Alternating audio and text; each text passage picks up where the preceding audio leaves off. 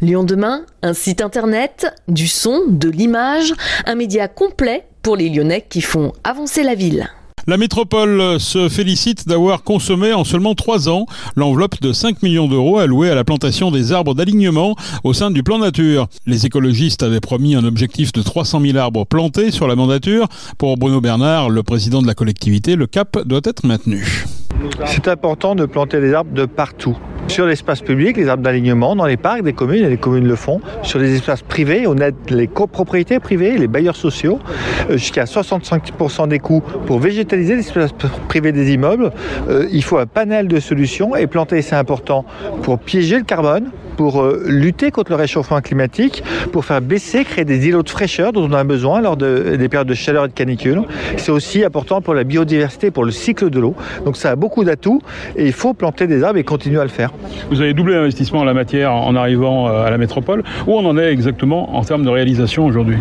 Écoutez, sur les arbres, sur l'espace public, on a déjà consommé le budget qu'on avait prévu, qui était prévu pour 6 ans, on l'a consommé en 3 ans, donc on va rajouter du budget naturellement pour continuer à porter ces plantations. Les sécheresses qui interviennent toujours plus tôt dans l'année font cependant naître des inquiétudes, comme nous l'explique Pierre Athanase, le vice-président de la métropole en charge de l'environnement. Alors ces arbres qu'on a plantés là, on saura les arroser cette année, on saura les arroser l'année prochaine, on n'a pas de problème.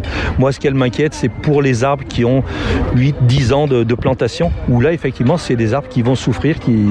Et on est sur des sécheresses qu'on n'a jamais connues depuis que la météo enregistre les sécheresses. Depuis 1959 que Météo France a vraiment un suivi de la sécheresse, on a battu tous les records. On n'a jamais vu des périodes sans pluie comme on a en ce moment. Mais quand je regarde l'année dernière, parce qu'on parle de la sécheresse, l'année dernière on a eu et la sécheresse et les canicules. Et je dis bien les canicules, on en a eu 3, on n'en a pas eu qu'une seule.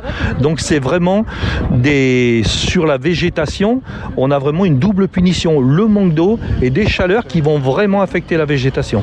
Et comment on y fait face à cette sécheresse justement, avec des réserves d'eau par exemple ? Alors nous maintenant, parce que pour l'instant on arrive à arroser nos arbres avec les arrêtés préfectoraux, on a dialogué de façon à ce qu'on puisse, on a dialogué donc avec l'administration de façon à ce qu'on puisse continuer à végétaliser. Ça c'est important pour la suite du climat. On plante pas que pour faire beau, on plante vraiment parce que c'est une nécessité pour le climat. Et à côté de ça, on se prépare au pire. Et si dans 2 ans, dans 3 ans, on est vraiment obligé d'interdire l'arrosage, il faut qu'on ait nos propres réserves d'eau. Donc maintenant, dans les aménagements urbains, on regarde pour chaque fois qu'on peut créer des réserves d'eau de pluie où on va stocker l'eau de pluie, les eaux qui viennent des parkings, des chaussées, des choses comme ça, pour pouvoir les utiliser en été. Ce sont en tout 11 500 arbres et arbustes qui ont été plantés dans un contexte difficile lié à une année 2022 chaude et sèche et un début 2023 très sec. La métropole indique également avoir financé la plantation de 1000 arbres et arbustes dans les copropriétés et résidences de logements sociaux, mais aussi 6,4 km de haies, ce qui représente environ 13 000 arbres et arbustes.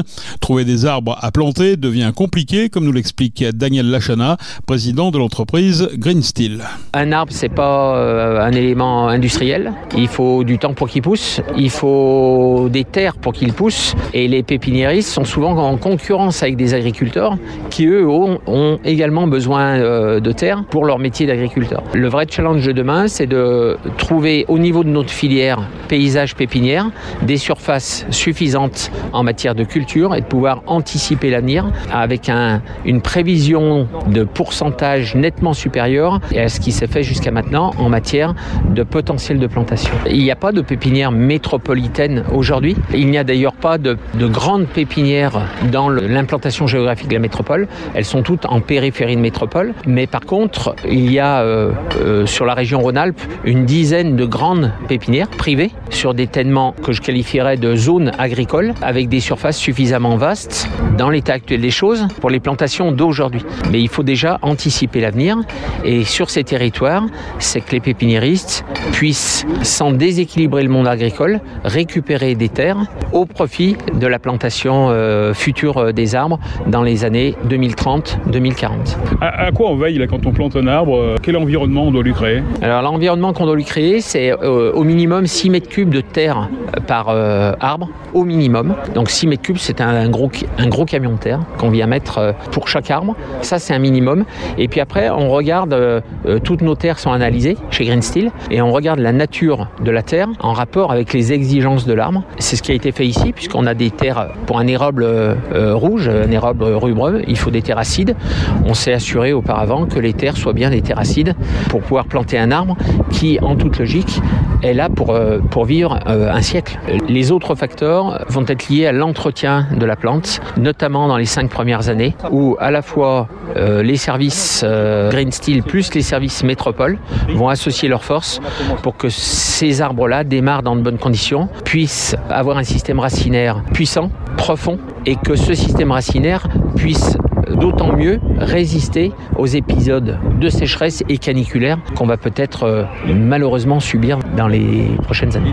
Quoi qu'il en soit, un arbre, il faut le suivre durant toute sa vie, encore plus dans des espaces publics très minéraux, du pavé au sol, de l'enrobé. Tout ça, ça chauffe, ça monte en température et ça crée des conditions à l'arbre qui ne sont pas toujours propices à sa pousse. Donc oui, l'arbre, il faudra de toute façon s'en occuper durant toute sa vie. À Écully, les plantations ont permis de remplacer des arbres devant la mairie, 3 marronniers qui présentaient des défauts mécaniques très importants et qui menaçaient de tomber. Ce sont des érables qui sont venus égayer la place de la Libération, mais les merisiers résistent également très bien et la ville d'Écully veille à maintenir son patrimoine végétal. Nous avons rencontré Sébastien Michel, c'est le maire LR d'Écully. On a ce souci depuis le début du mandat, à chaque fois que faire se peut, de planter des arbres, d'implanter de nouveaux espaces verts. D'abord parce que c'est resté fidèle à l'histoire de la ville. Je rappelle toujours que le blason de la ville et la devise, c'est Saint-Père Virescens, toujours verdoyant. Et je rappelle aussi qu'il y a quelques années, Écully avait remporté le Grand Prix de l'Arbre et qu'on a été l'une des premières, pour ne pas dire la première ville de la métropole, à avoir le label 4 fleurs. Donc on a cette histoire, on doit en être digne. On doit être digne aussi de l'histoire de nos jardiniers d'Écully qui aménageaient nos parcs. Et donc c'est tout naturel pour nous, à chaque fois qu'on peut, de planter des arbres. Comment s'effectue le choix des essences et le choix des lieux ? Alors là, j'allais dire le choix des essences, je laisse ça un petit peu aux spécialistes. On se fait accompagner par des partenaires et surtout par nos agents du service paysage et biodiversité. Et après, sur les lieux, on essaie de regarder systématiquement là où ça fait sens, là où on peut avoir des îlots de fraîcheur qui peuvent être intéressants pour les habitants, où on peut s'asseoir, où on peut faire une petite halte dans un parcours piéton. Et on essaie vraiment d'optimiser chaque mètre carré de l'espace public pour qu'à chaque fois qu'on peut, on met un arbre, on met des espaces verts et c'est plus agréable pour tout le monde. La critique des habitants, c'est souvent de dire pourquoi il n'y en a pas plus, pourquoi il n'y en a pas partout finalement. C'est vrai que c'est une très bonne question. Souvent les habitants disent mais pourquoi vous en mettez pas plus ? Parce que justement dans un environnement urbain, on est contraint par la présence de réseaux divers et variés sous nos pieds, réseaux d'assainissement et autres. Et donc c'est vrai que malheureusement on ne peut pas planter des arbres partout, puisqu'un arbre, le planter c'est une chose, mais il faut derrière qu'il puisse se développer, qu'il puisse vivre. Et s'il n'y a pas suffisamment d'espace sous ses pieds, eh bien ça ne peut pas fonctionner. Donc c'est pour ça que malheureusement on n'en met pas autant qu'on le voudrait, mais une fois de plus on essaie d'optimiser à chaque fois que c'est possible. Le principal objectif c'est quoi ? C'est de créer des îlots de fraîcheur ? C'est plusieurs choses. C'est d'abord travailler des îlots de fraîcheur, certes, mais pas que. Je crois qu'un arbre c'est un élément fort du paysage. Un arbre c'est aussi un symbole, c'est le symbole de la vie et donc on a besoin de pouvoir en implanter. Et puis surtout ça a des vertus au-delà de l'îlot de fraîcheur en termes de CO2. On sait le rôle que jouent nos arbres et nos forêts. C'est parfois aussi délicat avec des arbres parfois qui tombent et donc c'est important d'avoir cette gestion, j'allais dire raisonnée, et de très régulièrement implanter de nouvelles espèces, de nouveaux arbres pour prendre la suite des vieux sujets, puisqu'on a la chance à Écully d'avoir parfois des arbres séculaires. Il faut continuer d'en planter pour que dans 50 ans, dans 100 ans, dans 200 ans, nos successeurs puissent aussi profiter de belles espèces, de beaux sujets et d'avoir des arbres avec tout ce que ça peut procurer de positif. On parle de plus en plus tôt de la sécheresse. Comment vous traitez ce sujet ici ?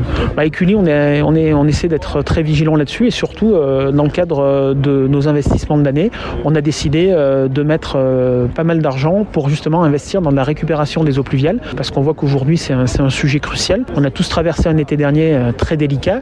Là, on est en plein hiver et déjà cette thématique fait son apparition et donc on croit qu'on est dans le juste et donc on multiplie sur nos différents équipements municipaux, nos écoles, nos bâtiments publics, de la récupération d'eau pluviale parce que finalement c'est le meilleur moyen d'être en capacité d'arroser quand le besoin s'en fera sentir. Alors sur l'espace public, c'est la métropole qui gère les arbres.